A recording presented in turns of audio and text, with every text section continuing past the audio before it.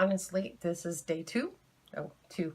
That was 4. Today I was going to actually do some waxing of my eyebrows or something for my Ulog because, well, watching my video yesterday really pointed that out to me, that that's some stuff that needs to be done. But my daughter, who is 17, will be home today from being gone visiting her grandma for a week. And I know she's going to want to do the waxing thing because that's what we do. So I'm going to make a video of that tomorrow because that will be the start of my day. Anyway, today I'm actually going to talk about my writing because it's like weighing heavily on me. Seriously, this most recent story.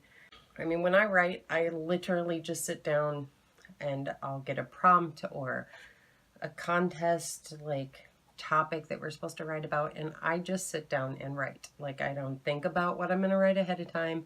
Even most of the time on a continuing story, I don't know what's going to happen until I see the prompt and I start writing.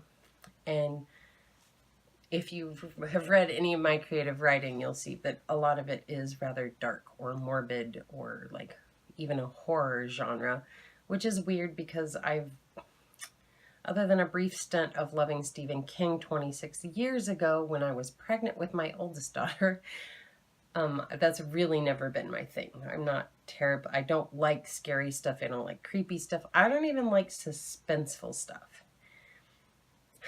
I bribed my 10-year-old son way back when like Lord of the Rings came out because we were in the middle of the movie and I just couldn't take it. I can't stand suspenseful stuff that I know is going to leave me hanging. I don't like it. It just gives me nightmares. But anyway, apparently when I write without thinking of it, that's what comes out a lot of the times. And sometimes it's just, you know, shit from an unpleasant childhood coming out, I guess.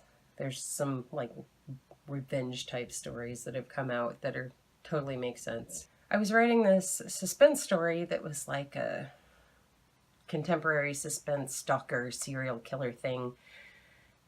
And I was really getting into it, and I was using my free write prompts each day to continue the story, but then I really wanted to write more than just 5 minutes at a time. And doing a serialized story on Steam, it is not working really well for me as far as getting new followers and stuff because people aren't keeping up. Nobody wants to read that much, I guess. So I took that off the free write thing and decided I was just going to write short little free writes instead.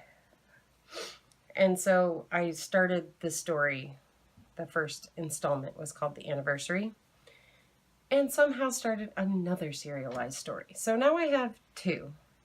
And the second one is from the perspective of a girl who's been kidnapped and is trapped like by this creeper guy in his basement. And it's really fucking intense. Like,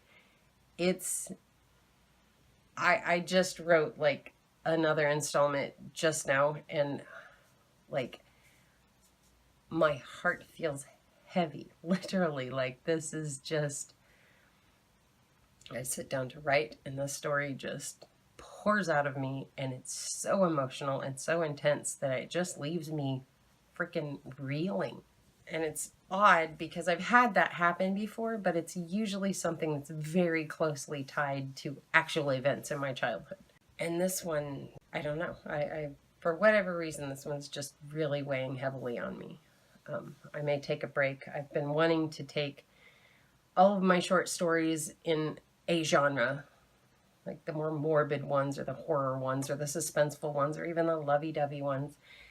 And I've been wanting to take them all and kind of compile them into a short story collection to sell as an ebook. And I think I may work on that for a bit today because, whew, this has been just really freaking intense. And I forgot to set a timer today, so I've probably just talked way too long.